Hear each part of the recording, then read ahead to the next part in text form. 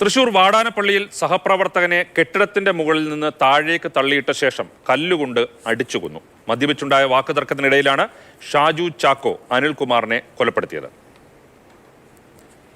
അതായത് ഇത് ഇവിടെ തൃത്തല്ലൂർ മുളൂസാറിലാണ് ഹരിശ്രീ ഏജൻസി എന്ന് പറഞ്ഞ ഹോൾസെയിൽ വ്യാപാരത്തിൻ്റെ തൊഴിലാളികൾ കുറച്ച് പേര് താമസിക്കുന്ന സ്ഥലമാണ്.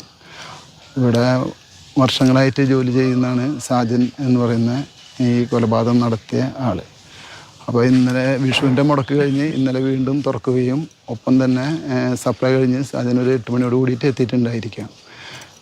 ഓഫീസുമായി ബന്ധപ്പെട്ട് 8 മണിയോട് കൂടി എത്തി. അത് കഴിഞ്ഞ് വന്നു. സാജൻ്റെ ഫ്രണ്ടും കൂടിയാണ് ഈ അനിൽ എന്ന് പറയുന്നത്. 3 മാസമായി സാജൻ തന്നെയാണ് ഇവിടേക്ക് അനിലിനെ കൊണ്ടുവന്നതും. രണ്ടാളും അവർ മുകളിലത്തെ ഇതിലാണ് താമസിക്കുന്നത്. താഴെ വേറെ ഹിന്ദിക്കാരും മറ്റുള്ളവരും താമസിക്കുന്നുണ്ട്. MS ലിഷോയ് വിവരങ്ങളുമായി ചേരുന്നുണ്ട്. ലിഷോയ്, എന്തിന്റെ പേരിലുള്ള വാക്കുതർക്കമായിരുന്നു? ഇപ്പോൾ പിടികൂടിയോ പ്രതിയെ?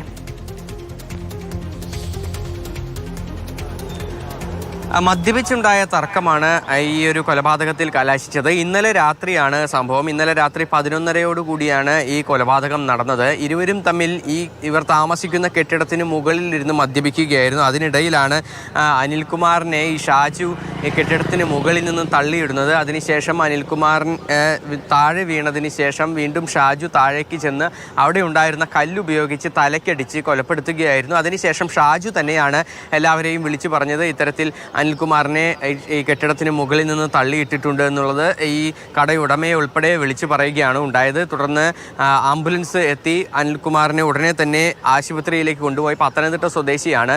ആശുപത്രിയിലേക്ക് കൊണ്ടുപോയെങ്കിലും പിന്നീട് അവിടെ എത്തുന്നതിന് മുൻപേ തന്നെ മരണം സംഭവിച്ചിരുന്നു. മദ്യപിച്ചുണ്ടായ തർക്കമാണ് ഈ ഒരു കൊലപാതകത്തിൽ കലാശിച്ചത്. പ്രതിയെ പിന്നീട് പോലീസ് പിടികൂടിയിട്ടുണ്ട്. നിലവിൽ പ്രതി ഈ ഷാജു ചാക്കോ ഈ പോലീസിൻ്റെ കസ്റ്റഡിയിലാണ്. പോലീസ് വിശദമായി ചോദ്യം ചെയ്തു വരികയാണ്. ഇവർ തമ്മിൽ മുൻവൈരാഗ്യമുള്ളതായൊന്നും തന്നെ ഇതുവരേക്കും വിവരം ലഭിച്ചിട്ടില്ല.